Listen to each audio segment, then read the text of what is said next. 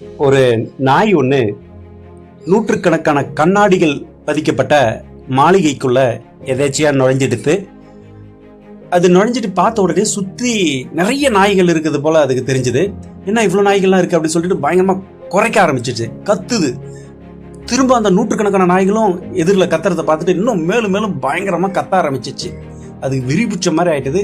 என்னடா பண்ணுறதுன்னு சொல்லிட்டு அது கத்தி கத்தி பார்த்துட்டு அந்த இடத்த விட்டு ஓடிட்டுது. அடுத்த நாள் அதே கண்ணாடி மாளிகைக்குள்ள இன்னொரு நாய் மெதுவாக நுழையுது.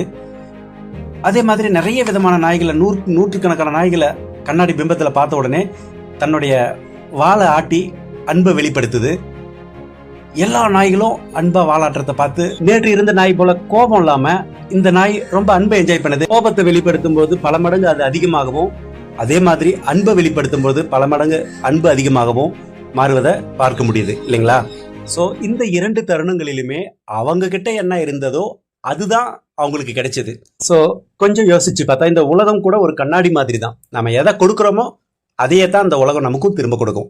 ஸோ உங்ககிட்ட அன்பு இருந்தா உலகம் அன்பா தெரியும். உங்க வாழ்க்கையில இப்போ எதை பிரதிபலிச்சுக்கிட்டு இருக்கீங்க அப்படின்னு தெரிஞ்சுக்கணும்னா இந்த வீடியோவில் கடைசியில் இருக்கிற QR கோடை கூகுள் கேமரா மூலமா ஸ்கேன் பண்ணீங்கன்னா 2 நிமிட சுய பரிசோதனை செக்கிங் லிங்க்குக்கு போகும். அதில் கேட்கப்பட்டிருக்கிற கேள்விகளுக்கு நீங்கள் பதிலளிக்கும் பொழுது உங்களோட வாழ்க்கை எதை பிரதிபலிக்குது, உங்களோட ஸ்ட்ரென்த் என்ன, வீக்னஸ் என்ன, நீங்கள் என்ன விஷயத்தில் கவனம் செலுத்தணும், அனைத்தையும் நீங்கள் பார்க்கலாம். நன்றி.